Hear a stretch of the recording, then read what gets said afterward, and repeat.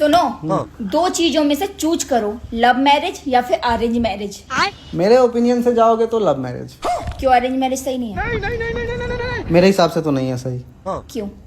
क्योंकि जिसे आप कल तक जानते नहीं थे, जिसके बारे में आपको कुछ भी नहीं पता, जीरो, उसके साथ शादी के अगले दिन ही तुम सो रहे हो, सुहागरात जिसका नाम देते हो, और आपके घर वाले भी आपको सपोर्ट कर रहे हैं कि चल भाई इसका सुहागरात का वो मनाते हैं, आपके लिए बेड सजाते हैं। सुहागरात में होता है ना, हिंदू धर्म में बेड सजाते हैं घर वाले सब। सुहागरात का रस्म होता है। बताओ, जिसे आप कल तक जानते नहीं थे उसके साथ आज सो रहे हो, संबंध बना रहे हो। दिस इज कॉल्ड क्या बोलते हैं हमारे लैंग्वेज में इसे? रेप।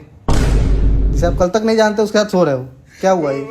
हाँ, ये गलत तो है। हाँ, इसीलिए मुझे लव मैरिज पसंद है। और लव मैरिज, प्रेम विवाह आज से नहीं है। अच्छा, तुम मुझे बताओ कौन से भगवान का प्रेम विवाह नहीं हुआ है? चाहे वो राम हो, कृष्णा हो, महादेव ही क्यों ना हो स्वयं, उनका भी प्रेम विवाह ही हुआ है। गूगल कर लो। पर हम लोग तो कहते हैं हिंदू धर्म में अरेंज मैरिज करनी चाहिए, लव मैरिज को लोग अलाउ नहीं करते, हमारा समाज अलाउ नहीं करता। वही तो समाज, जब से ये पैसा रुतबा आया है ना, तब से ये सब समाज बदला है। जब से पैसा आया है मार्केट में, क्योंकि दहेज जो मिलता है अरेंज मैरिज में, लव मैरिज में दहेज नहीं मिलता ना, गाड़ी वाड़ी नहीं मिलती ना।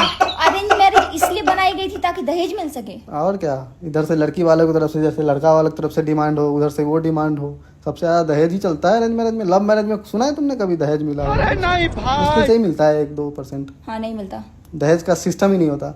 लव मैरिज में अंडर एस्टिमेट होता है। आप उसको जानते हो, उसका रहना सहना सब कुछ उसके बारे में पता है, उसका हॉबी तक पता है। तो सोचो आपको उसके साथ रहने में कैसा लगेगा शादी के बाद।